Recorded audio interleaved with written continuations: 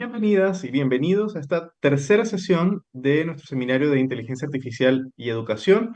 Nos place muchísimo volver a encontrarnos en esta nueva oportunidad. Hemos tenido un recorrido muy interesante y creemos que también muy provechoso, en la que partimos conversando con Marcela Momber y Daniel Bravo acerca de inteligencia artificial en la educación. Vimos algunas herramientas, conceptualizamos acerca de inteligencia artificial, luego vimos el rol de la creatividad en la creación de productos utilizando inteligencia artificial y además antes de utilizar inteligencia artificial como para despertar un poco el pensamiento creativo y el pensamiento crítico sobre herramientas antes de llegar a las herramientas. Así que fue una clase muy interesante que nos conlleva directamente a este tercer espacio que llamamos enfrentar el uso malicioso de la inteligencia artificial, viendo dos grandes columnas: inteligencia artificial y convivencia escolar en el espacio educativo. Nuevamente, bienvenidas y bienvenidos entonces a esta tarde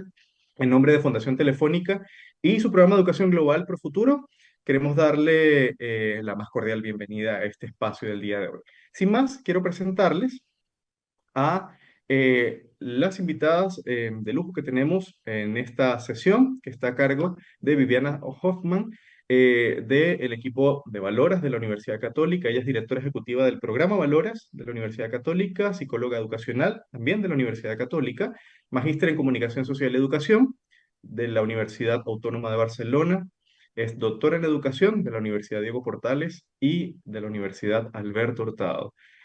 Más adelante queremos presentar a la segunda expositora, así que bienvenida Viviana, muchas gracias por acompañarnos en esta jornada. La temática que tiene que ver con inteligencia artificial y convivencia escolar ciertamente viene apareciendo no solamente con el despertar que significó el uso de la inteligencia artificial como el boom de las comunicaciones o de todas las herramientas que nos pueden facilitar, sino además también pensando en cómo nos puede ayudar o además también cómo puede influir en la construcción de las convivencias escolares, educativas, en el espacio educativo, el uso de las inteligencias artificiales. Así que estamos ávidos de escucharte. Bienvenida nuevamente. Súper, muchas gracias por la invitación. Estoy muy contenta en este desafío que me han invitado, que es hablar un poco de convivencia, ir haciendo un camino de la convivencia escolar hacia la convivencia en los distintos espacios que nos permiten la inteligencia artificial y que nos permiten las tecnologías en general. Entonces, quiero primero que piensen, y probablemente van a tener todos una respuesta. ¿Por qué estamos hoy hablando de convivencia? ¿Por qué estamos hoy tan fuertemente hablando de convivencia? Ha habido distintos momentos en los que hablamos de convivencia. Una manera de explicarlo, estamos hablando de convivencia por lo que pasó en el COVID, porque en el COVID empezaron a aparecer dificultades en la convivencia. Pero la verdad es que en educación estamos hablando de convivencia desde mucho antes. Si se acuerdan, en los años 90, el informe de Lords de las Naciones Unidas decía que la educación del futuro tenía que tener al menos cuatro pilares. Uno era aprender a convivir, es decir, aprender a estar de alguna manera conectados con la experiencia de los otros. Teníamos que aprender a hacer también, tendríamos que aprender a aprender, si se acuerdan, pero es muy importante que tenemos también el desafío de aprender a convivir. Y la pregunta es, ¿qué es y por qué tenemos el desafío de aprender a convivir en estos tiempos que vivimos? Lo primero es que estamos en esta crisis ambiental y política. Uno podría hablar de una crisis moral de las organizaciones sociales que tiene que ver con esto de hemos llegado a un momento en que ya no es obvio qué es lo deseable, qué es lo necesario, ni cómo tenemos que convivir. Una ética de la sustentabilidad tiene que ver con el cambio de este principio de egoísmo más individual que se ha ido implementando en nuestra vida y que se refleja mucho en cómo la Tierra nos está dando señales de dificultad. Tenemos que empezar a pensar en la convivencia porque tenemos que pensarnos juntos para vivir de otra manera este mundo que tenemos, porque sabemos que nos ha llevado a un lugar que por un lado tenemos crisis ambientales, pero también hemos tenido muchas crisis de relacionamiento. Y estas crisis de relacionamiento también se han relacionado con estas nuevas maneras de relacionarnos, con estas nuevas maneras de pensar, con estas nuevas maneras de entender el mundo. Esto no necesariamente, de hecho, no significa para nada que sea una mala manera, pero nos invita a volver a pensar de qué manera nos queremos relacionar. En algún momento, típicamente uno conversa con la gente y dice, es que ya no, la vida no es como antes, los domingos del almuerzo familiar, o ya no tenemos la misma relación con los vecinos, o ya los niños no son como eran antes. Todo eso es verdad, pero no necesariamente es malo. Lo que sí está pasando es que nos genera un desafío de pensar y de generar una reflexión ética de cómo es el mundo que queremos hoy día, cómo son las reglas que nos hacen sentido. Hay ciertas cosas que tenemos más claras históricas y, por ejemplo, no estamos de acuerdo con la violencia. Ni la violencia física, ni la violencia en redes, ni la violencia en no tolerar las diferencias con otros. Pero eso, ¿cómo se expresa en nuestra forma cotidiana de vivir? ¿Cómo decidimos trabajar en contra de la violencia? ¿Cómo decidimos cuáles son las conductas que sí queremos, tanto en la escuela, en la sala, en las redes? ¿Cómo nos imaginamos enfrentar este desafío que nos genera estas crisis en las que estamos? Necesitamos trabajar, y eso es algo que se ha ido discutiendo en distintos documentos de las Naciones Unidas, también se han generado documentos del Banco Mundial, del BID, hay un montón de distintas organizaciones de la OCDE que han ido de alguna manera dibujando cómo ir enfrentando esta crisis. Y una de las formas de enfrentar esto es aprender a convivir sustentablemente, es decir, a convivir conmigo mismo, a convivir con otro y a convivir también con el medio en el que vivo y a convivir cuidando ese medio en el que vivo. La experiencia escolar en ese espacio puede ser una vía de sustentabilidad o puede ser una vía para reproducir la cultura. O sea, muchas veces los profesores a uno le dicen, pucha, es que es muy injusto que nosotros tengamos que controlar nuestra, nuestra intervención o nuestra forma de relacionarnos con los niños cuando lo que pasa afuera es cualquier otra cosa. Cuando no respetan a sus mayores, las cosas no están funcionando en ninguna otra parte de la sociedad. Esa es una expresión que es cierta. Sin embargo, el desafío de la escuela es poder generar una vía educativa para la sustentabilidad que de alguna manera vaya tensionando esa cultura que genera crisis, vaya proponiendo una nueva manera que no reproduzca esa cultura, sino que genere una nueva opción o nuevas opciones. Cómo se convive en la escuela enseña una ética, una moral y fomenta competencias socioemocionales.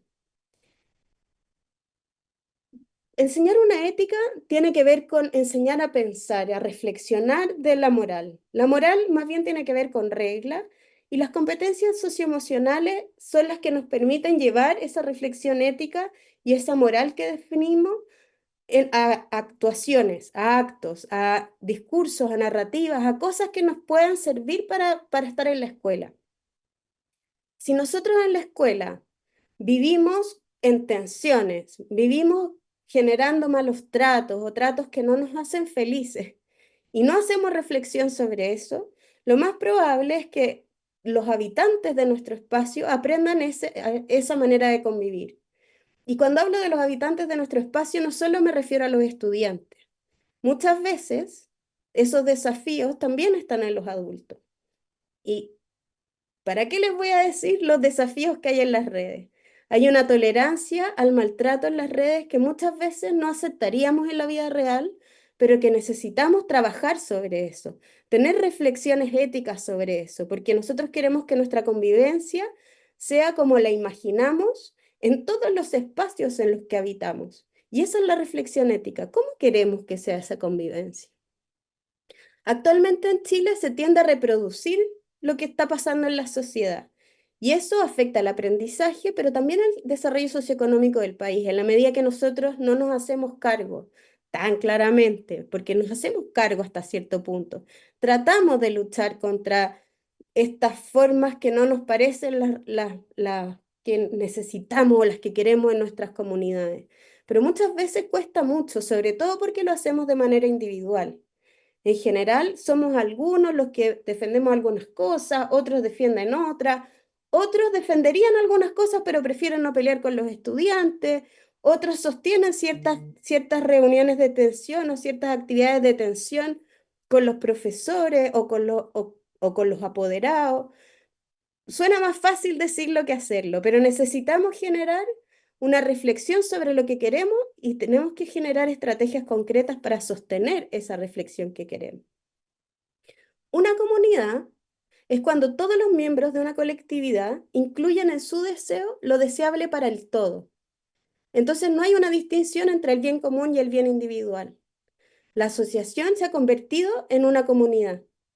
Una comunidad entonces es algo que queremos tener, donde ponemos lo deseable como algo compartido, donde que a mí me vaya bien, me gusta, pero también me importa que le vaya bien a mi compañero, donde yo quiero estar contento, pero también quiero que esté contenta mi compañera. Cuando yo veo que está aislada, no estoy tranquila. Quiero que esté incluida, quiero que esté bien. Cuando yo veo que un compañero tiene una dificultad para aprender algo, no me debería dar lo mismo. Eso es generar una comunidad. Una comunidad es generar un espacio en que a todos nos importa que los otros estén bien. Y sabemos y compartimos lo que es estar bien. Y eso es algo que solo vamos a lograr en la medida que podamos comunicarnos sobre eso. A mí me importa mucho, por ejemplo, dice alguien, que nos tratemos de usted. Para mí lo respetuoso era tratar de usted. O para mí es irrespetuoso cuando alguien está con gorro en mi sala, con un sombrero, con un jockey. Pero los que están con jockey no leen eso como una falta de respeto. Y como no hemos tenido una conversación sobre eso, suponemos que el otro lo lee igual que yo y generamos una tensión. Los estudiantes no me respetan, los estudiantes no entienden por qué yo me enojo, los estudiantes no están viéndolo como un acto de falta de respeto y ahí se empiezan a generar muchas tensiones. Conversando con muchos profesores hay muchos de esos ejemplos. Estudiantes que se peinan en clase, estudiantes que comen en la hora de clase, pero lo que más hay es una poca comunicación sobre lo que nos importa y lo que queremos cuidar en nuestras comunidades. La convivencia, por otro lado, o sea, una cosa es una comunidad y la convivencia son los procesos del esfuerzo de construir esta paz duradera, esta forma de estar en el mundo. Y esta paz duradera la construimos entre los distintos miembros de la comunidad a partir de prácticas pedagógicas, pero también a partir de prácticas de gestión, es decir, cómo nos organizamos. Nosotros podemos definir ciertas maneras en que nos permitan generar espacios más inclusivos, más equitativos, más participativos. Y acá quiero hacer un doble subrayado en participativo, porque yo sé que la participación en la escuela genera hartos nervios, genera distintas como dificultades que tienen que ver con esta carrera por cumplir con los contenidos, también tiene que ver con que no tenemos unos espacios bien diseñados para eso, entonces muchas veces las cosas participativas o se van de las manos o parecen actividades en que uno pierde el tiempo. La pregunta es cómo generar de estas prácticas que nos permitan hablar sobre nosotros mismos, prácticas que sean bien prácticas. O sea, cosas, por ejemplo, como horarios para usar las cosas. O preguntarle a los estudiantes qué es lo que les preocupa a ustedes de las redes sociales. Porque a los estudiantes les preocupan menos cosas o distintas cosas que a nosotros. Y de repente nunca tenemos esa conversación. Yo tengo dos hijos adolescentes en que les han dado charlas sobre las redes sociales cientos de veces y saben todo lo malo, pero lo saben como de aquí para afuera, pero no han reflexionado tanto sobre qué es lo que a ellos les molesta, qué es lo que a ellos les preocupa. Y ellos han tenido muchas experiencias de cosas que les han sido difíciles, pero también han tenido muchas experiencias de cosas que les han sido interesantes, entretenidas. Entonces, esas reflexiones sobre todo lo que se hace en tecnologías malas deja de ser una reflexión interesante para los estudiantes porque saben que no es cierto. Pero tenemos que ver qué es lo que a ellos les complica, cuáles son los riesgos que ellos corren, pero que ellos lo identifiquen como riesgo también, y cuáles son los recursos que hay dentro de esta convivencia. La convivencia entonces incluye la gestión escolar en distintos espacios de la vida escolar, en lo pedagógico, en lo curricular, pero también en lo comunitario, en cómo nos organizamos y cómo vivimos afuera de la hora de clases. Cuando nosotros éramos niños, la convivencia era dentro del colegio, siempre, el 100% del tiempo, salvo cuando había alguna pelea en el barrio o algo así. Hoy día la vida sigue, la vida permanentemente está en un desafío de convivencia. Y eso sigue en las conversaciones que los estudiantes tienen a través de sus teléfonos. ¿Cómo nos metemos en la convivencia de los niños ahí?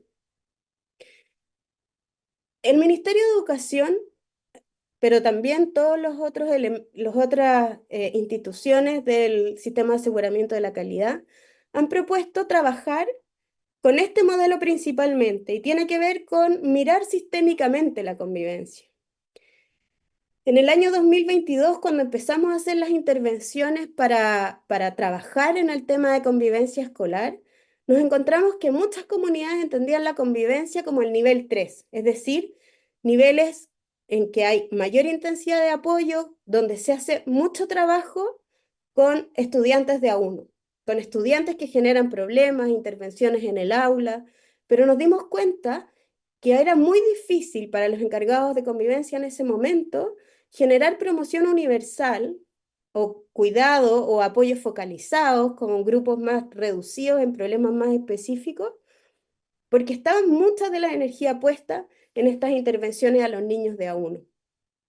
La pregunta es cómo podemos generar, y ese es el movimiento que estamos tratando de hacer, más acciones de promoción universal, más acciones que generen la convivencia que sí queremos, el clima escolar que necesitamos para aprender, el clima de cuidado, de respeto, de inclusión que se necesitan en las escuelas. ¿Cómo vamos avanzando hacia allá? Esa es la pregunta. Y también eso incluye hoy día las redes de relacionamiento online, porque ahí también es cuando se generan estas conversaciones, estas actividades que a veces generan tensiones. Y la pregunta en el grupo, en el nivel 2 es cómo enfrentamos estas tensiones antes de que lleguen a ser tensiones graves de alta intensidad que ya nos llevan a tratar de cuando activamos protocolos, cuando generamos que alguien tenga que ir a tratamiento. ¿Cómo llegamos antes? ¿Cómo llegamos mucho antes para que la menor cantidad de estudiantes lleguen a intervenciones más intensas, pero la mayor cantidad de aprendizajes aprenda a convivir en los niveles 1 y 2? Porque los niveles 1 y 2 es donde uno aprende realmente herramientas para convivir, y no solo cómo enfrentar la violencia y cuando ya hay problemas grandes. Entonces, lo que hemos hecho como analogía, la verdad está que esta es una analogía que nos dieron en un colegio, es que necesitamos pasar del incendio al bosque. ¿Qué quiere decir esto? Estamos apagando incendios regularmente en convivencia. Y eso, si uno lo ve en un continuo, la convivencia es desde que nos llevamos bien hasta que tenemos un conflicto o hay violencia. Y cuando solo atacamos a la violencia, estamos con un bosque que se está incendiando, estamos permanentemente en cosas muy graves. ¿Cómo tenemos el bosque más verde para tener menos incendios?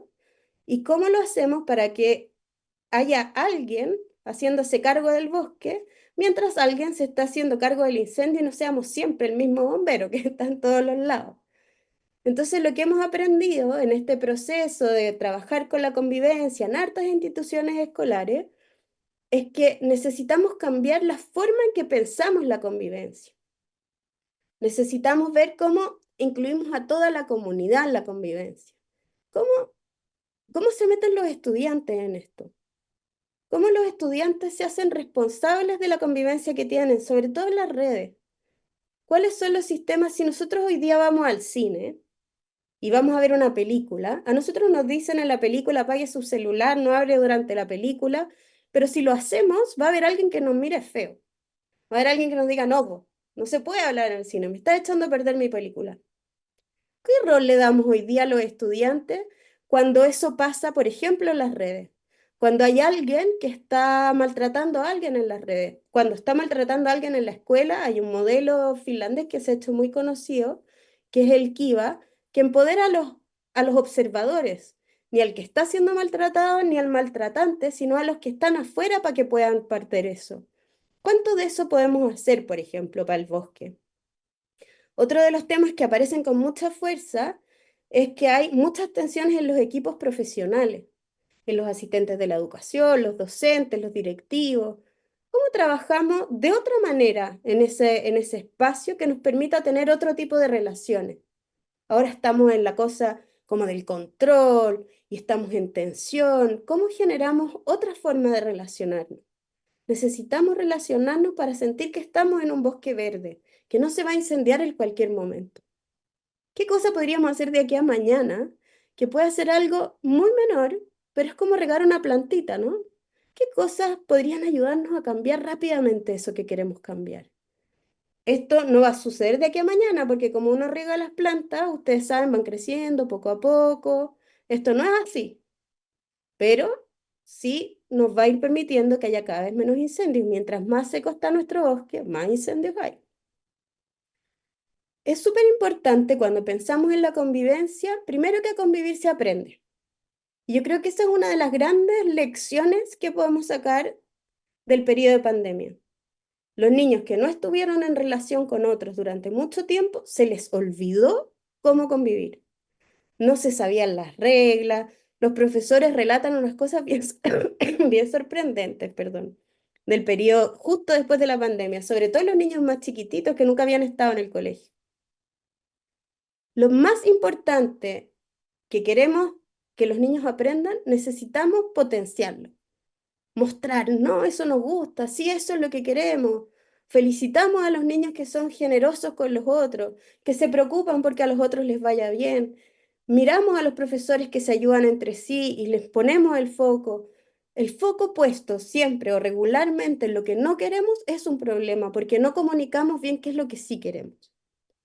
Lo segundo es que no todos estamos igual. Hay escuelas que están muy cerca de la convivencia que les gustaría tener y hay escuelas que están más lejos de la convivencia que querrían tener. Y esas escuelas que están más lejos necesitan conversar más, detenerse más, generar estrategias de cambio sistemático, porque esto no va a pasar de aquí a mañana.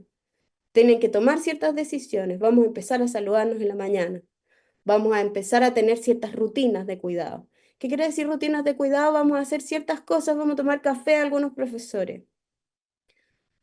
Conversemos sobre qué rutinas de cuidado nos harían más felices, más tranquilos, nos haría sentirnos más escuchados. Vamos a hacer actividades todos los lunes en la mañana, nos vamos a sentar y nos vamos a contar cómo estuvo el fin de semana. De repente esos pequeños gestos que son rutinarios son los que más ayudan a ir movilizando un tipo de relacionamiento. Y lo tercero y último es que siempre en las comunidades hay distinciones. Hay comunidades que les gustaría unas maneras de convivir y otras comunidades que les gustaría otra. Por eso, lo más importante es generar espacios de reflexión ética. Es decir, espacios que nos permitan decir cómo nos gustaría ser, qué es lo que ya no nos gusta, porque además nuestra vida cambia, ¿no? Hay momentos en que no era un problema o no era un desafío como los estudiantes incluían las tecnologías. ¿Cómo queremos incluir? La bioleyes que sacan los teléfonos. Pero también los niños están en eso todo el tiempo. ¿Cómo la queremos incluir? ¿Cuándo pensamos en eso? ¿Es algo que yo solo como profesor decido? ¿O es algo que en realidad deberíamos decidir como comunidad? Con los niños incluso, para que los niños digan qué les hace sentido y qué no, cuánto se distraen. Los niños son bien reflexivos en eso. De todas las edades pueden participar de esas conversaciones. El otro desafío que tenemos y que es importante dentro de la comunidad es que tenemos que enfrentar el mito de la individualidad. En general pensamos que todos los problemas de convivencia se resuelven de manera individual, sacando a las manzanas podridas, y esa es la imagen de la manzana podrida, ¿cierto? Como tenemos que sacar a este que es el que genera problemas. Es cierto que algunos estudiantes generan mucho más problemas que otros. Pero muchas veces esos estudiantes requieren de otro trabajo, de otra organización de la comunidad. No ser sacados de la comunidad, sino aprender a vivir en esa comunidad porque son los estudiantes que todavía no aprenden a convivir y que necesitan más herramientas, que necesitan más espacio y muchas veces necesitan que sus compañeros les ayuden a regularse. Eso se llama heterorregulación, ¿cierto? Que los otros también te ayudan a encontrar tu camino. El problema además que tenemos con enfocarse individualmente es que ningún sistema va a dar abasto jamás. O sea, jamás vamos a poder atender a todos los niños de a uno y los niños no se arreglan. Los niños, a pesar de que uno tiene la sensación, como este niño que tiene una desregulación emocional permanente, hay que arreglarlo, hay que hacer algo mejor con él. pero realmente lo que está pasando con ese niño tiene que ver con su comunidad, tiene que ver con cómo convive con ese espacio.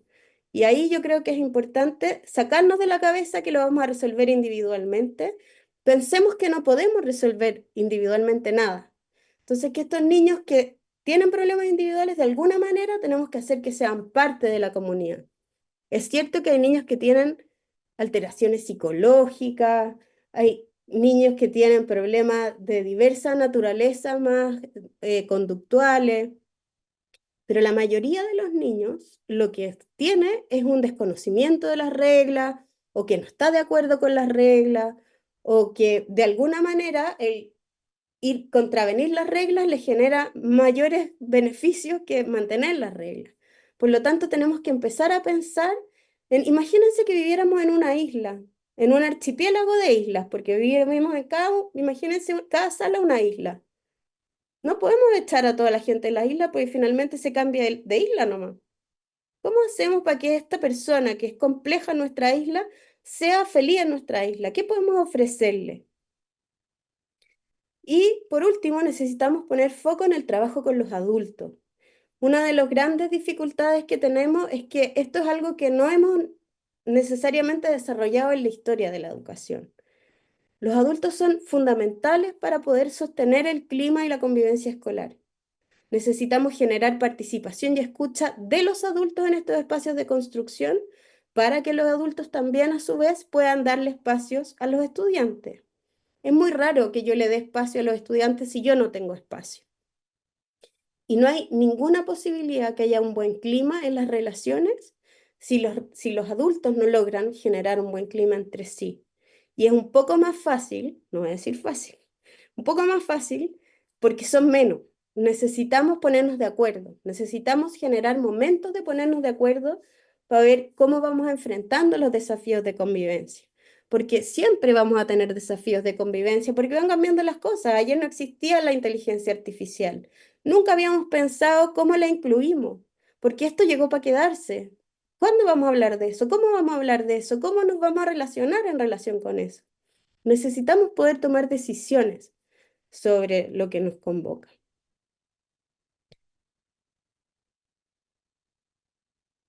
Eso es lo que quería comentarles porque ahora vamos a seguir conversando sobre cómo esta convivencia va a relacionarse más directamente con las inteligencias artificiales. Los voy a dejar con la Marcela ahora.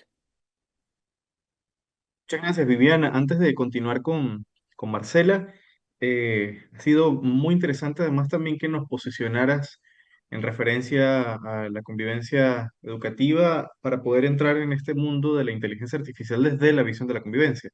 Entonces, a propósito de eso, de la proactividad antes de la reactividad o pasar del incendio al bosque, queríamos preguntarte, entiendo que Valoras hace un trabajo súper valioso en este sentido y nos gustaría que nos cuentes un poco en a qué se dedican ustedes, cómo ayudan a las comunidades educativas a enfrentar estos desafíos de la convivencia escolar y además también sí, estoy seguro junto con el equipo que va a haber muchas personas interesadas en contactarles. Entonces, si nos puedes dejar también algún espacio de contacto, sería súper interesante.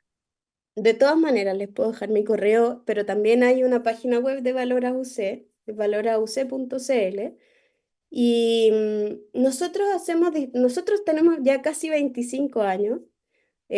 Partimos como una organización que quería apoyar a las escuelas en el tema de desarrollo valórico y al poco andar nos dimos cuenta que el desarrollo valórico, porque no era para un valor específico, sino que era para un valor en general, tenía que ver con el clima, con la convivencia, con las relaciones.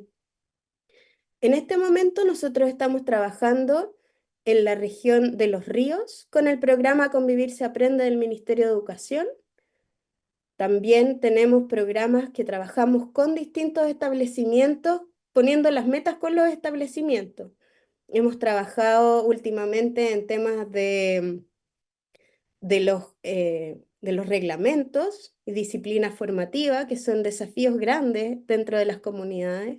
También trabajamos en el tema de la convivencia más en general y ahora estamos trabajando en un nuevo proyecto que tiene que ver con cómo generamos convivencia con educación con aprendizaje a propósito de los proyectos, cómo hacemos proyectos en comunidades de curso que se relacionan y generan convivencia a propósito del trabajo, del aprender cosas en la escuela. Nuestro interés más importante ha sido siempre como participar en las distintas comunidades para que logren hacer comunidades de curso, que logren hacer comunidades de profesores, que logren hacer comunidades de escuela que caminan hacia el mismo objetivo, que es parte difícil a veces de las relaciones, en que la gente no tiene tiempo y cada uno camina para su lado y después la sensación es de estar un poco solo y eso hemos visto mucho, mucho desgaste profesional, mucha ansiedad y depresión en los estudiantes. Por lo tanto, lo que estamos trabajando es cómo instalar en lo muy concreto comunidades que les permitan estar acompañados, sentirse bien y tener objetivo de propósito. Perfecto, Viviana, muchas gracias.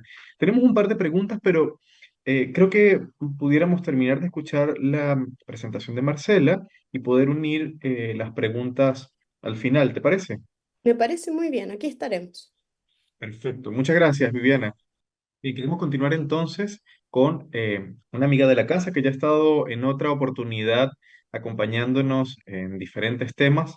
En esta oportunidad abrimos el ciclo formativo con Marcela Momber y ahora vamos a estar nuevamente con ella. Marcela es profesora del espacio digital, es autora del libro Huérfanos Digitales, encargada de alfabetización y autocuidado digital de diferentes establecimientos, facilitadora del mundo digital, experta de ABP, implementación en el aula y una gran, gran docente. Así que siempre es un gusto escuchar a Marcela y en esta oportunidad también lo es. Bienvenida, como siempre, Marcela. Gracias por estar con nosotros. Gracias a ti, Fran, a Eve, a todo el equipo que hace posible, a Pato, a todos los profesores y profesoras que nos acompañan hoy día. La inteligencia artificial tocó nuestras puertas y eso es irreversible. No hay ninguna opción ni posibilidad de extraerse de este avance. Piensen que la inteligencia artificial lleva más de 50 años y fue un chat GTP que nos tocó toc, toc, toc y el mundo descubrió que existía la inteligencia artificial. Y la gran pregunta es cómo nos impacta. En la primera masterclass junto a Daniel reflexionamos y le entregamos herramientas pedagógicas para compartir que el desafío de la inteligencia artificial no es tecnológico, es pedagógico. Y les propusimos las metodologías activas como la respuesta al avance de la inteligencia artificial. Recuerden que la UNESCO sacó un paper, un documento que es muy interesante, que lo vamos a compartir y que Francisco se los va a entregar al final de esta masterclass con una serie de recursos, que son más de 15, donde van a aparecer reflexiones, artículos, ejemplos de colegios que están implementando algunas herramientas de inteligencia artificial para poder aportarles.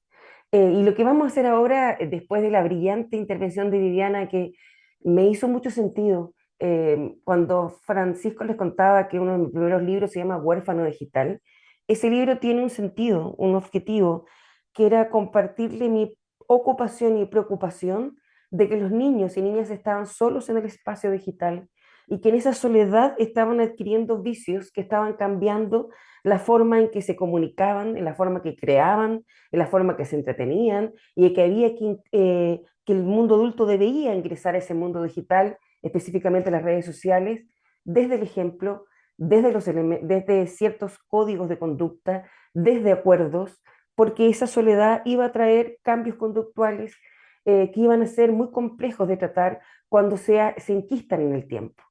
Ahora, vamos a profundizar cómo esa inteligencia artificial desarrolla o genera una mayor impacto en la comunidad. Y como les contaba, me encantó cuando Vivi hablaba de este incendio del bosque, incendio de la pradera, y es adelantarse. Así como un libro en un momento hace 13 años atrás intentaba elevar la voz por las redes sociales, la pregunta es ahora cómo nos adelantamos a este impacto. Francisco, querido amigo, de los 5 estándares que aparecen en la primera imagen, ¿cuál tú crees que es el que más nos debiese ocupar? Cualquiera de los 5, dame uno. Eh, es bastante complejo soltar uno porque son como eslabones de una cadena, pero quizás pensando en la intervención en lo que me queda resonando de la intervención de Viviana, pudiera decir intervención temprana. Perfecto, gracias, Fran. Estos son estándares de la implementación de la inteligencia artificial. No es llegar y tomar plataformas, herramientas y llevarlo a la sala de clase sin poder evaluar para qué, por qué y con qué objetivo queremos implementar la inteligencia artificial. Tenemos que discutir sobre la seguridad y la privacidad de los datos que vamos a incorporar a esos chatbots o las herramientas que queramos ocupar. Eh, Son herramientas que nos van a aportar en la inclusión y la equidad. Vamos a tener una reflexión temprana sobre el impacto que tiene. ¿Nos mejorará la comunicación o la va a empeorar? Fíjense que son aspectos a tomar en cuenta y el último también es fundamental. Y lo más importante de esta primera parte es reflexionemos el por qué, el para qué objetivo tiene en particular. Las redes sociales que nombraba Vivi tienen sesgos. Yo recordaba mucho y me reía, Vivi, cuando hablabas de la cantidad gigantesca de charlas que hay sobre redes sociales. Existen miles de charlas y gente valiosísima liderando las charlas sobre, o talleres, o seminarios de reflexión con alumnos, con padres, con todos juntos. Pero uno de los elementos que por lo menos a mí me ha dado mayor resultado es explicar cómo funcionan. Porque cuando tú explicas cómo funcionan, sueles tomar decisiones en base a evidencia. Ejemplo práctico, todas las redes sociales tienen sesgos, sesgos que lo que hacen es impactar en la toma de decisiones, incluso cuando tú publicas, incluso en la forma en la que te conectas con el otro. Les doy un ejemplo súper práctico. Solo 300 likes le sirven al algoritmo de cualquier red social para capturar tus intereses.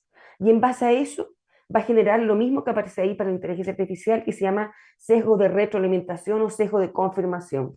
Supongamos que yo y Francisco, Ede, Pato y todos los profesores y profesoras que están aquí juntos con nosotros conversando, y Viviana estamos en la misma red social, la que ustedes quieran, el nombre que deseen.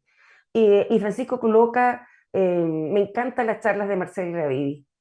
Y inmediatamente el entorno de Francisco, que lo más probable que sea igual que él, un apasionado por la educación, uniendo herramientas del mundo digital, pero también desde el autocuidado, van a tender a confirmar la decisión o la opinión que Francisco tuvo en esa red social.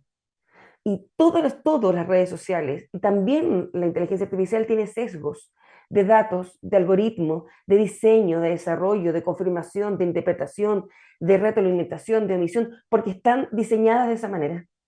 Y por lo tanto, tenemos que tener mucho cuidado cuando nosotros creamos algún tipo de herramienta y la aplicamos en el aula. No sé si alguna vez, Francisco, escuchaste que la inteligencia artificial alucina, amigo. Me he escuchado antes, Marce. ¿Nunca te pasó que cuando uno le preguntaba al chat GDP, envíame bibliografía, había bibliografía que no existía o autores que no existían? ¿No te pasó? Sí me ha pasado en un momento que luego dice hacerle una pregunta y su respuesta es un poco equívoca. Luego dice, pido disculpas por la imprecisión. Sí, sí me ha sucedido eso en algún otro momento. Y ese es un temazo, Francisco, que hay que trabajar. Existen sesgos y existen alucinaciones. Por lo tanto, la inteligencia artificial, querido mío, no es la verdad revelada, no es lo que me va a contestar, porque lo único que está haciendo es capturar, como les contaba en la primera masterclass, como si fuera una gran red, y toma todo lo que está publicado. Y bien puede venir con sesgos de género, con sesgo de edad, con todos los sesgos que ustedes se pueden imaginar. Por lo tanto, hay que tener un cuidado único. Ahora, eso desde la parte pedagógica, pero ¿cuál es el impacto que puede tener desde la convivencia? Uno de los grandes ocupaciones de todas las comunidades educativas en la actualidad es el impacto que tienen las redes sociales en la convivencia. Recuerdo cuando partí con este libro que les comentaba y trabajando en charlas y en talleres, formando profesores, padres y alumnos, tuve una conversación con un rector de una universidad y le decía, mira, los futuros pedagogos, cuando egresen de la universidad, tienen que conocer al alumno que van a encontrar. Porque si no lo conocen, van a intentar educar a alguien que no existe. Y esa persona que está sentado frente a ti en la sala de clase, está sentado con todas sus redes. El rector me dijo, Marcela, lo que quiere es que creemos Twitter 1, Twitter 2 o no sé, Instagram 3. en la universidad y mi respuesta fue no. Yo quiero que los profesores sepan que cuando este niño o niña ingresa, adolescente, ingresa a la sala de clase, ingresa con todas sus redes. Y eso es inevitable. Podemos bloquear todo lo que sea tecnología dentro de un espacio, pero el mundo digital lo va a seguir acompañando. Lo importante es adelantarnos, como decía Vivi, antes de que se incendie la pradera o el bosque y ocuparnos de lo siguiente. ¿Qué va a pasar con la adicción a los dispositivos digitales? Cuando el algoritmo de recomendación y las notificaciones constantes te mantengan en todo momento atento a tu celular. Y básicamente porque vas a tener todas las redes sociales, si ustedes observan, Facebook, hablemos de WhatsApp, con la última inteligencia artificial que te está acompañando. Y todo lo que buscan en todo momento es capturar tu atención. ¿Qué significa eso? Simplemente que tú permanezcas en ese espacio. Por lo tanto, la lógica diría que utilizando algoritmos, la inteligencia artificial podría aumentar a través de las redes sociales esa permanente y constante relación con todos los dispositivos digitales. ¿Qué va a pasar con la desinformación de las fake news, con el contenido falso, con la difusión viral? Cuando yo les hablaba que tenemos un sesgo de confirmación, si buscamos yo soy dog lover, amo los animales y específicamente los cachupines y los perros. Si aparece una información que está ligada básicamente a lo que yo creo, lo que yo pienso, que es mi amor hacia los animales, específicamente los cachupines, yo voy a tender a compartirlo, a leerlo, favoritearlo, amplificarlo, probablemente discriminándolo menos que lo haría si fuera una formación contraria. ¿Qué pasa si esa inteligencia artificial está logrando capturar esa información?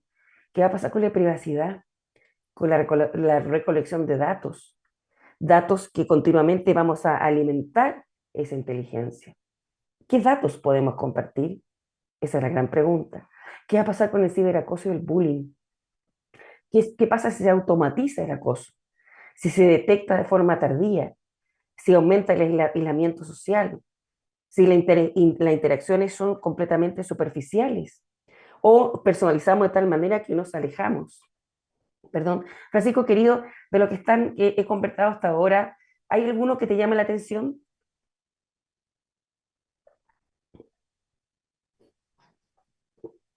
o te preocupe Creo o que, ocupe? ¿me escuchas, Merce? Aquí Sí, estamos. perfecto. Claro, el aislamiento social igual es un riesgo importante también a tomar en consideración a partir de todo lo que estás comentando. O sea, dentro de todo lo que mencionas, igual creo que eso me parece súper interesante. Francisco, querido, hay un comentario muy interesante en el chat de un profesor, ¿lo quieres leer, por favor? Este es el caso real de mi hermano, que lo encuentro interesantísimo.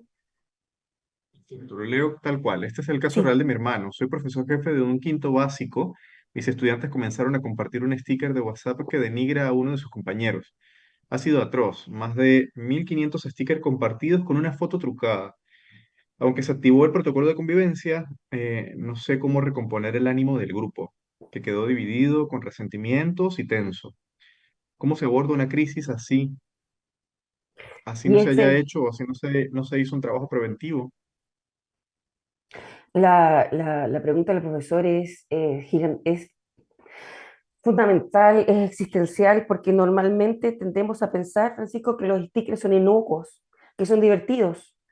Pero una de las grandes preguntas de periodo pandémico era por qué los alumnos no prendían las pantallas. Y básicamente porque no, el gran miedo que tenían es que se paralizara la internet, diciéndolo de forma muy coloquial, y quedaran de alguna forma divertida. Le sacaron una imagen y terminaban con un sticker.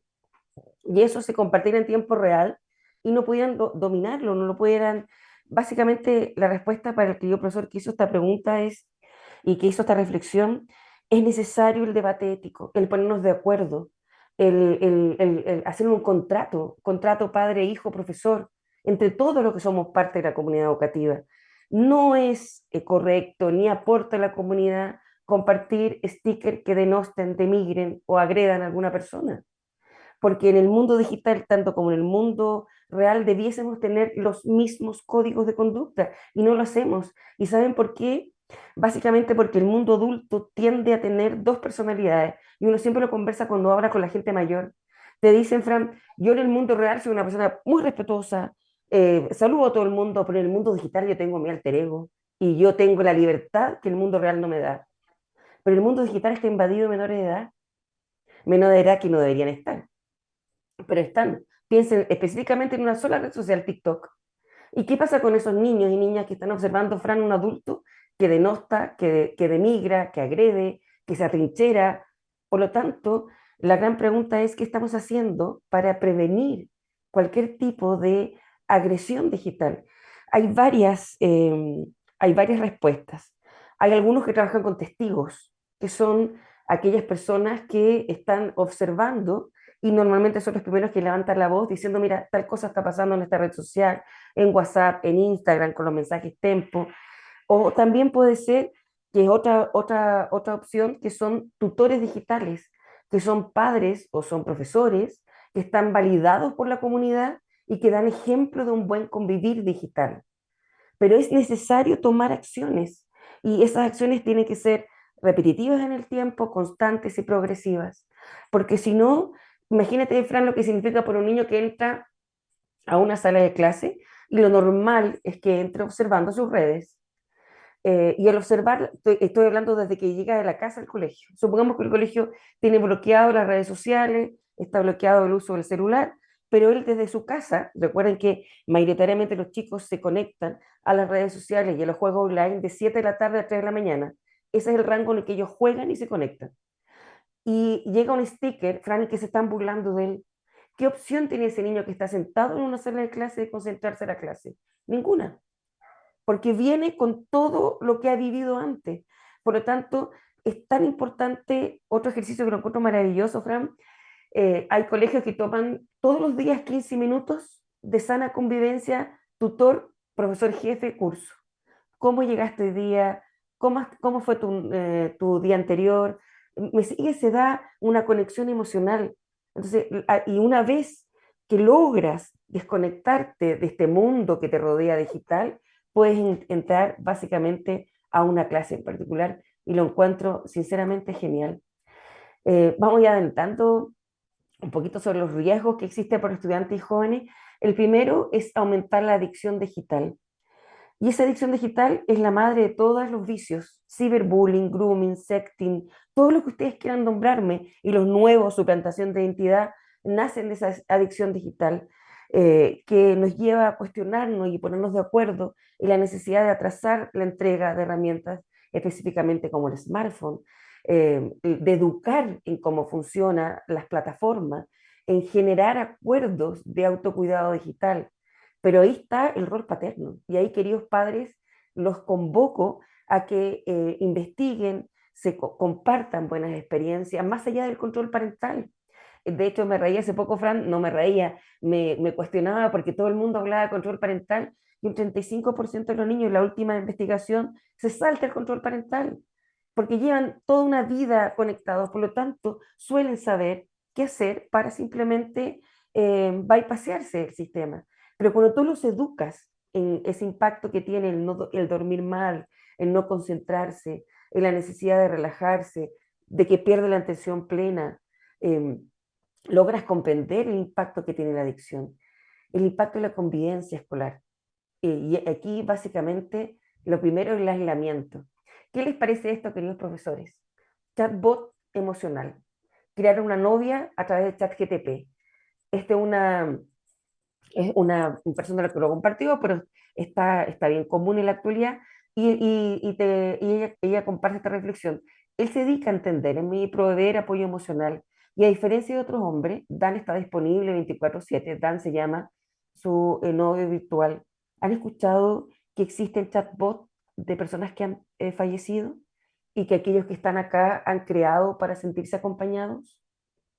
¿No les complica o no les ocupa lo aislado que podríamos estar? Y si nos encantamos tanto con el mundo digital y nos desencantamos con el mundo análogo, ¿qué va a pasar con el aislamiento? ¿Qué va a pasar con lo que aparece ahí? Ustedes tienen que haber visto noticias que han dado a nivel mundial. En el 2017 hubo una primera persona que vivió lo que es la suplantación de identidad y básicamente tomaron una imagen y colocaron el cuerpo, un cuerpo desnudo, y ella alertó básicamente lo que estaba pasando.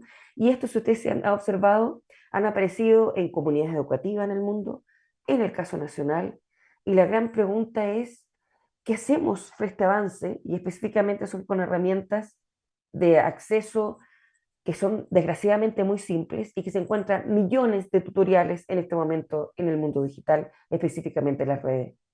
Básicamente, ¿qué son videos o imágenes alteradas digitalmente que utilizan la inteligencia artificial para que parezcan reales?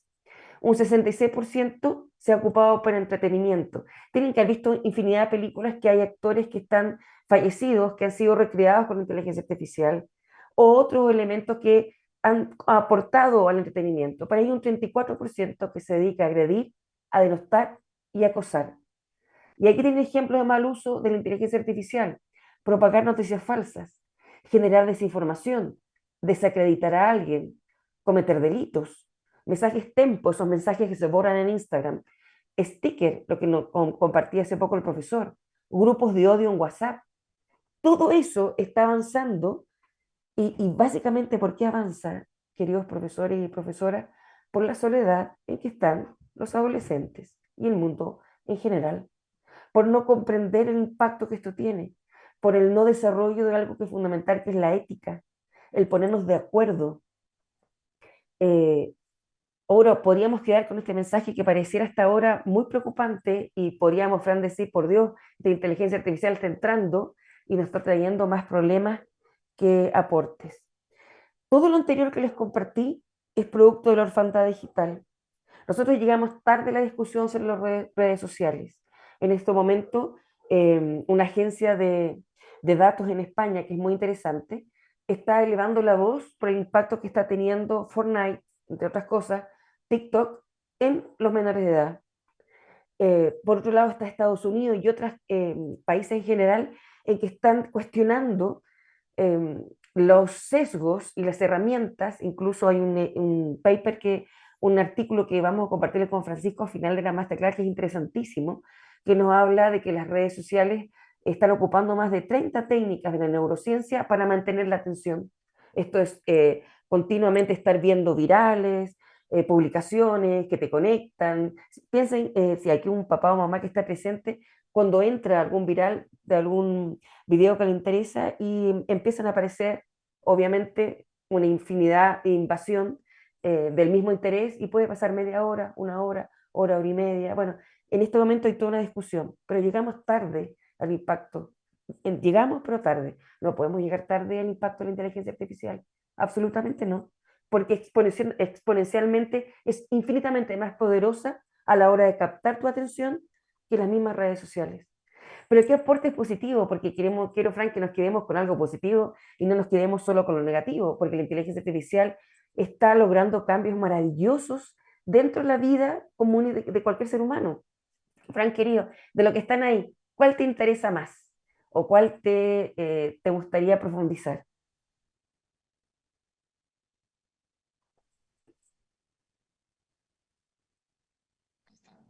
Antes de la inteligencia artificial, la convivencia escolar.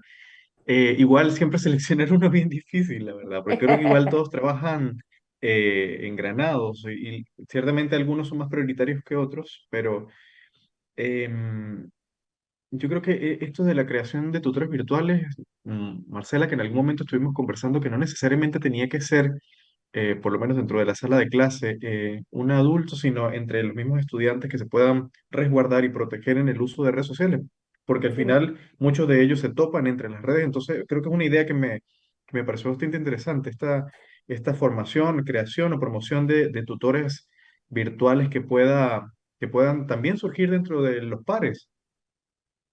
Absolutamente. Ayer conversaba con un grupo encantador de alumnos de primero medio, Fran, que me compartían que estaban creando, con apoyo de sus padres, chatbot específicamente ligado a la salud para poder detectar problemas cardíacos o generar buenas medidas de salud, específicamente a través de los deportes. Y lo encontré interesantísimo, porque ellos querían tomar la herramienta y aportar a la comunidad. Fíjense ahí, podemos detectar y prevenir el acoso escolar de manera temprana. Ejemplo, monitoreo en redes sociales o sistemas de reporte anónimos, en que en tiempo real podemos adelantarnos a lo que está pasando.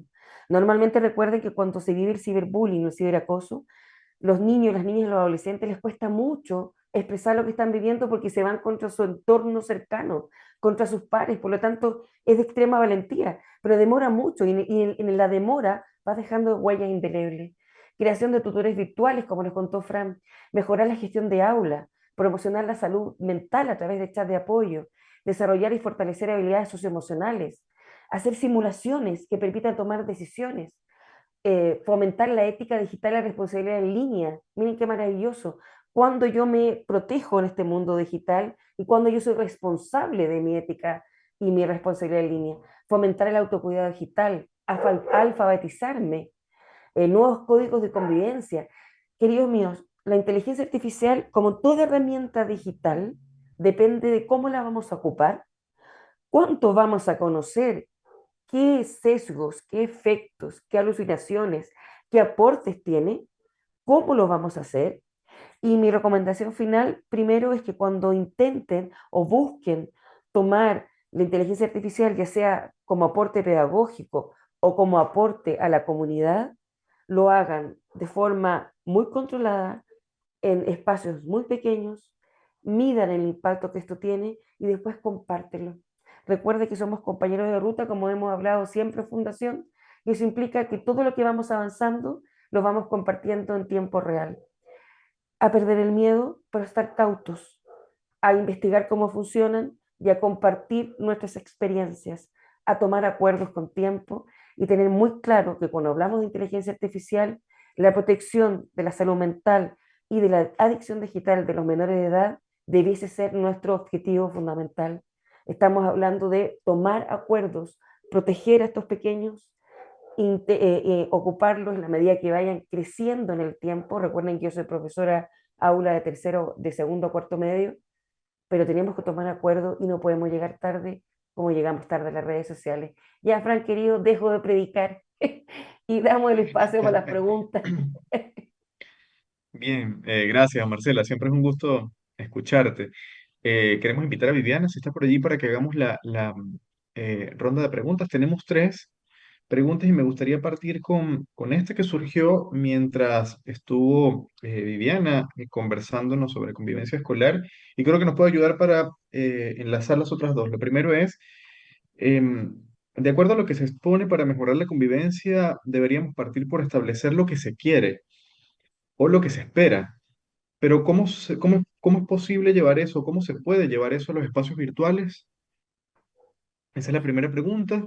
Vivi, quería, ¿quieres partir tú? Lo hago yo, como tú decías. Sí, yo creo que es muy importante para cualquier espacio definir qué es lo que queremos y qué es lo que necesitamos. Hoy día la nueva Política Nacional de Convivencia pone un marco global ético que me parece que nos podría ayudar para esa conversación, que es el marco de la política del cuidado o de la ética del cuidado y de la ética de la justicia. Entonces queremos generar ciertas reglas que vamos a seguir que son de cuidado de los otros y son justas en el sentido de que son inclusivas, que son abiertas, que tienen que ver con el cuidado de nuestra comunidad. A propósito del caso del Real del Hermano que comentaba recién la Marce, me gustaría también comentar que muchas veces, y en el mundo virtual nos pasa tanto como nos pasa en el mundo real, empezamos a hacer una casa de brujas, voy a decir, con niños que se equivocan cuando hacen mal uso de estas cosas. Yo creo que es súper importante también ocupar los errores como espacios de aprendizaje, porque pasan cosas muy graves de pronto en las redes sociales, que no sabemos manejar, y lo que hacemos es lo que les decía de la fruta podrida, ¿no? Es deshacernos de esos estudiantes. Pero eso no necesariamente va a generar un aprendizaje en el resto de nuestra comunidad, que además está sufriente. O sea, hay cosas que le pasaron que no fueron cuidados ciertos personajes de nuestra comunidad, ciertos niños, ciertas niñas, y lo que hacemos es deshacernos del que hizo el acto que los hizo sufrir. Pero no reparamos, no aprendemos, no generamos reglas a propósito de eso. O sea, ojalá logremos llegar antes y no solo generar reglas con nombre y apellido, porque nos pasa en este país a veces que tenemos leyes una vez que a alguien le fue muy mal y se llaman con el nombre de esa persona que le fue muy mal. Ojalá podamos llegar antes, pero esas reglas las podemos coordinar con los propios estudiantes. Los estudiantes son súper pillos y también podemos generarla entre los adultos. O sea, yo creo que los estudiantes pueden perfectamente inventar una serie de reglas que les parecen razonables para las redes sociales, por ejemplo, o para el uso de la inteligencia artificial. Me preguntó un estudiante, yo soy profesora en la universidad, y me preguntó si podían ocupar inteligencia artificial. Entonces yo dije, hagamos reglas sobre eso porque depende para qué. Y hicimos algunas reglas sobre para qué vamos a ocupar la inteligencia artificial y para qué evidentemente no. Y eso tenía que ver con que ellos supieran cuáles son mis objetivos. Yo entiendo que son estudiantes más grandes, pero yo creo que los chicos también pueden razonar perfectamente con lo que tienen a su alcance. Ese es el ponerse de acuerdo, no es un ponerse de acuerdo tan teórico, es bien concreto. Es como vamos a hacer 4 reglas de esto de no vamos a hablar los fines, no, o sea, una regla que ha ido sucediendo en mi casa es no vamos a pelear por el WhatsApp con nuestros compañeros de curso. Vamos a dejar las discusiones cuando empiezan a acalorarse para el envío, porque además si no empiezan a cuadricular por atrás, empiezan a ponerse de acuerdo, por el otro WhatsApp se ponen de acuerdo con la amiga para que la defienda, o sea, se vuelven unas luchas súper difíciles de manejar. Entonces, cuando empieza a generarse una discusión, mejor tenerla en vivo el lunes y el sábado, si queremos, nos contamos cosas. Por ejemplo, una regla así de simple, pero no es ponerse de acuerdo sobre la vida completa, sino más bien ponerse de acuerdo sobre esas pequeñas reglas cotidianas que nos generan tensiones, problemas. De repente esas reglas se hacen en los 5 primeros minutos de clase que conversamos sobre lo que pasó el fin de semana y pasan cosas todos los fines de semana. Y ahí podemos Francisco, poner reglas. Francisco, cuando a mí habla de lo que es práctico y los chicos suelen entender. En el caso mío, Vivi, yo trabajo con segundo o cuarto medio y como me conoce muy bien Francisco y todo el equipo, me encanta el mundo digital, vivo en redes, pero las redes desde el mundo proactivo de unir y generar comunidades, pero yo tengo una norma que yo no acepto imágenes, fotografías. Por lo tanto, y eso implica también que yo tampoco saco fotografías. Y si saco, son siempre de espaldas, hacia la presentación o alguna actividad, o manos, pero no expongo, porque siempre le digo a mis alumnos que todos tenemos una identidad digital. Y esa identidad es un derecho. Y por lo tanto tiene que ser respetado. Y sabes, Vivi, que en particular, cuando, como tú dices muy bien, cuando ellos entienden el por qué, suelen respetar la norma y por lo tanto hay que tomar, como dice Vivi, normas que a veces son 3 o 4, pero Fran, cambian la convivencia. Una cosa tan sencilla como no publicar ni compartir una imagen de otra persona, porque simplemente cada uno de nosotros tenemos un derecho a nuestra identidad personal. Gracias, Marcelo. Bien, tenemos dos preguntas más, que igual, aunque estamos muy cortitos de tiempo, me gustaría que las pudiéramos tocar lo más breve posible, pero igual es interesante mencionarlas. Y una de ellas está en la línea de nuestro título que tiene que ver con la mitigación de los efectos quizás contraproducentes de la inteligencia artificial y es, varios colegios están optando por prohibir celulares en los establecimientos. Esto es un tema bastante álgido, pero muy interesante de mencionar en este momento. Esa medida es una contribución real a mitigar los riesgos del ciberacoso o de los usos maliciosos de la IA. ¿Qué más se puede hacer? Vivi, ¿quieres partir tú o parto yo? Parte Como tú tú esta quieres, vez para que hagamos el... como pimponeo. Hay investigación científica en pro y en contra. Lo doy un ejemplo. Hay investigaciones y una datas increíble y los recomiendo seguir todo lo que se llama la Agencia de Datos Española, en que en colegios en que los smartphones, ojo, estoy hablando de smartphones conectados a Internet en tiempo real, ¿ya? Al ser eliminados de la ecuación de la convivencia diaria, eh, ten- em, cambió la convivencia y bajó el ciberbullying, ¿ya? Y de hecho, Fran, dentro de los recursos van a encontrar esa investigación. Pero hay otras que establecen que sin apoyo en acompañamiento en información, esta se trasladó a sus hogares. Mira lo que estoy diciendo. Ya no se da la convivencia escolar, sino que se trasladó al espacio hogar, porque había que formar al padre, había que formar eh, a lo que significaba el protegerse de esta de las redes en general. Cuando uno habla, Fran, sobre el smartphone y tú hablas con los niños en general, a los chicos el smartphone o una plataforma o una iPad les da lo mismo. Lo importante son la conexión de las redes sociales y de los juegos online, que es el fondo, al final de lo que ellos. Lo que pasa es que el smartphone les permite un uso que es mucho más práctico porque es un tamaño menor. Entonces, mi respuesta sería, para proteger de inteligencia artificial no basta en tomar ciertas decisiones dentro de la comunidad educativa si es que no forma a los padres, sino que trasladas esos mismos acuerdos a los hogares. Porque recuerden que familia y hogar debiésemos tener los mismos acuerdos. Ejemplo, si llegamos a la respuesta que el celular, el smartphone, como está pasando en España, que es una discusión muy interesante, se les va a entregar a los niños a los 16 años y no antes. Eso que sea una consecuencia recuerden que básicamente el smartphone lo entrega el padre y la mamá, no lo entrega el profesor. Por lo tanto, si eso tienen claro desde los hogares y piensan que eso va a disminuir el impacto negativo de la inteligencia artificial, bien, pero es un acuerdo hogar-familia. Si no existe el acuerdo hogar-familia y no existe el conocimiento del impacto de la inteligencia artificial, vas a bajar una herramienta, que podría ser el smartphone, Francisco, pero no vas a tener el impacto que tú esperas, que es la prevención de los vicios digitales. Ese es un trabajo mucho más mayor que lo anterior. Vivi. Sí, yo estoy, o sea, conozco que hay distintas investigaciones y teorías. Creo que hay un problema que tenemos o un desafío que tenemos es cómo aprender a convivir en este espacio que tiene esto. Yo creo que ya los profesores tienen suficiente complejidad con estos niños que les cuesta estar concentrados, con estos niños que saben muchas cosas, que es difícil traerlas al aula. Yo en ese sentido entiendo que los profesores quieran sacarlos del aula, salvo quizás en contadas ocasiones que los quieran ocupar para algo. Pero una cosa que pasa mucho, y sobre todo en media y en universidad, es que los sacan del momento que estás tratando de enseñarles algo.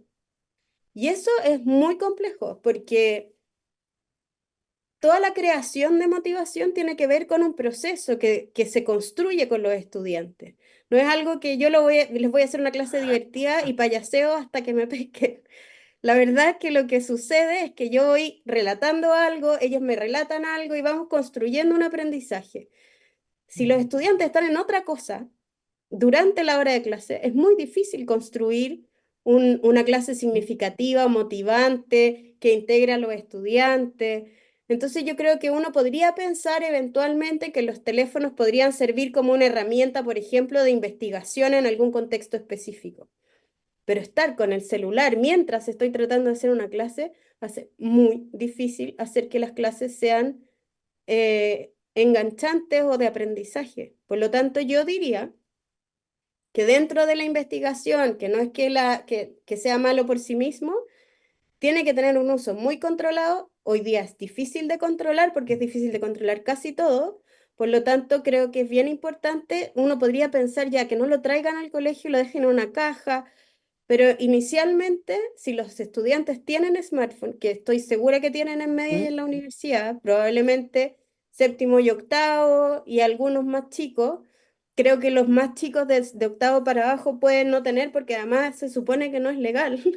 O sea, hasta los ¿Mm? 12 años se supone que no deberían tener ciertas cosas. Pero estoy de acuerdo también con la Marcela que finalmente hay una decisión colegiada. ¿Mm? O sea, no puede ser que los profesores estén peleando por eso solos, es muy difícil eso.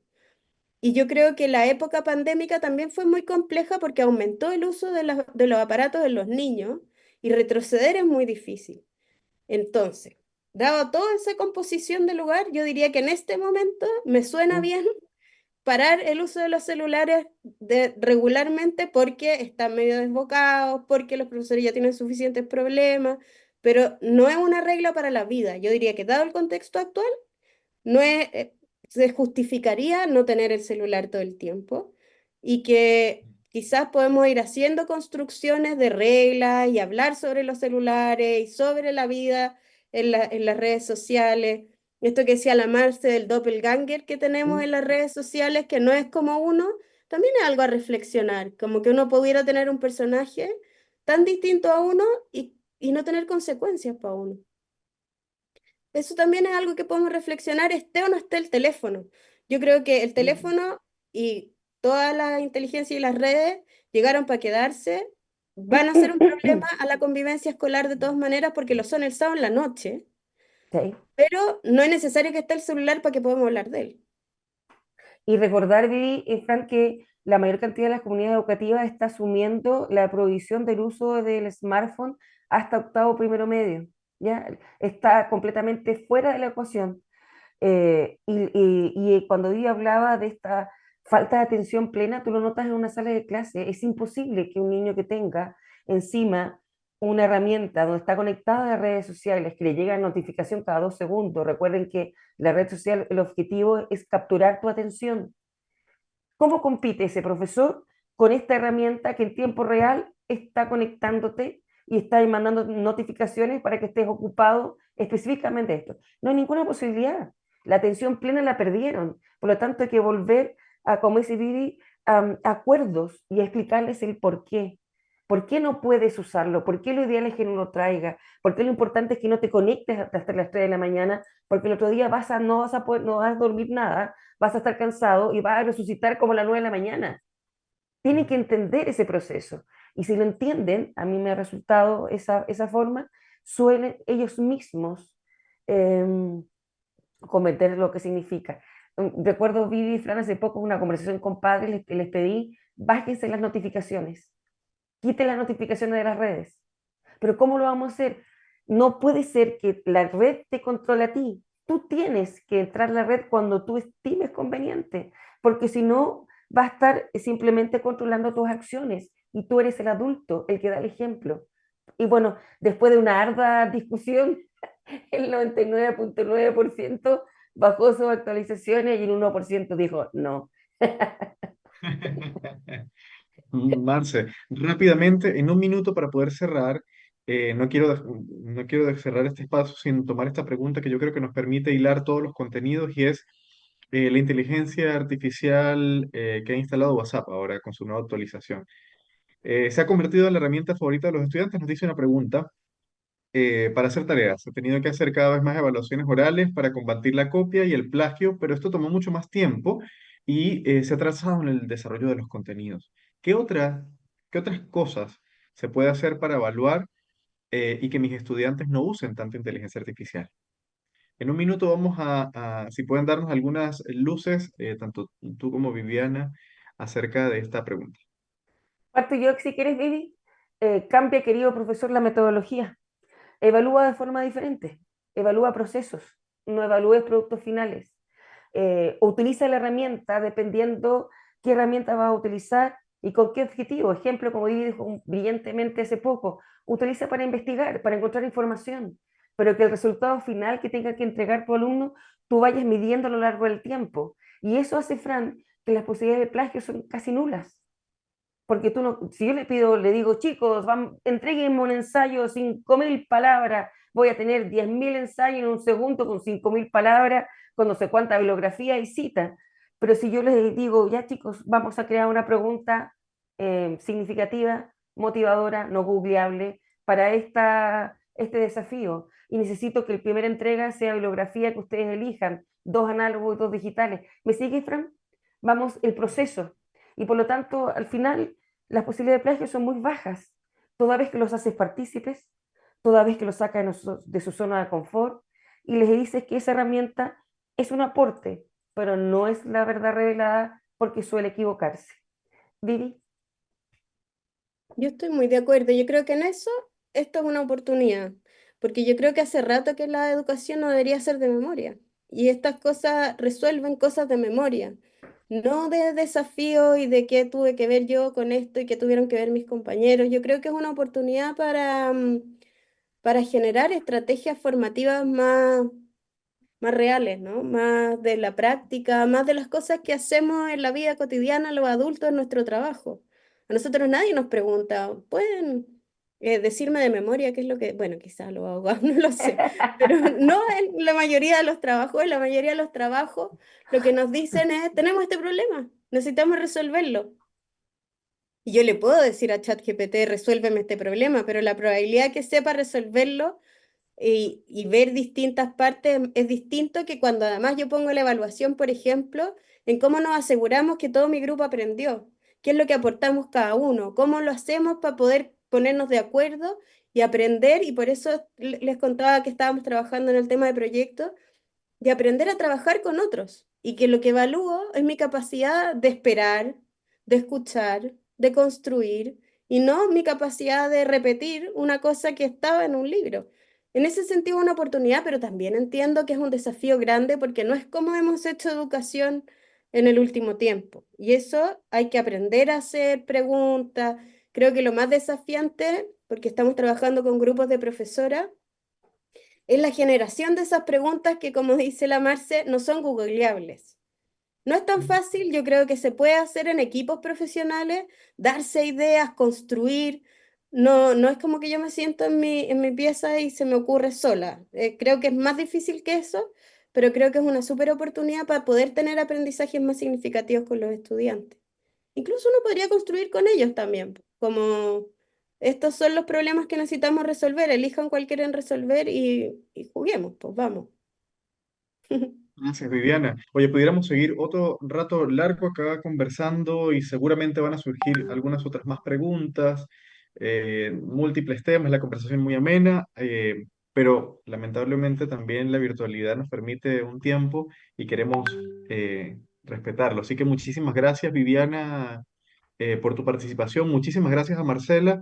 Vamos a estarles enviando por correo a través de ciclo formativo @aulaprofuturo.cl toda la información recabada durante todo este tiempo de las tres masterclass, junto con la información de hoy y además los contactos de Viviana y de Marcela para que puedan nutrirse de la información que ellas van también suministrando en sus propias plataformas. Nuevamente, muchas gracias. Creo que ha sido una oportunidad interesante de vincular temas que están no solamente la preocupación de las y los docentes en torno a las convivencias educativas, sino también a la integración de representantes, padres, apoderados y apoderadas también en estos procesos, en las comunidades sociales, es decir, en los entornos de las escuelas, de los establecimientos. La mirada es bastante amplia y gracias a ustedes hoy pudimos hacer quizás como algunas aproximaciones importantes en este sentido. Muchas gracias a ti y a Marcela por la participación y bueno, a todas las personas que se conectaron durante estas tres sesiones. Estaremos en contacto con ustedes. Esta es nuestra última sesión de este ciclo formativo. Estaremos enviando los certificados a través de el correo electrónico cicloformativo@aulaprofuturo.cl y cualquier duda estaremos también muy atentos y atentas en el equipo a sus consultas o cualquier interrogante. Esperamos vernos en una próxima oportunidad, muy atentos y atentas a nuestras redes sociales, Fundación Telefónica Movistar, en las diferentes plataformas y en nuestra página web. Siempre estamos publicando y actualizando la información. Un abrazo fraterno y nos vemos en una próxima oportunidad. Hasta luego.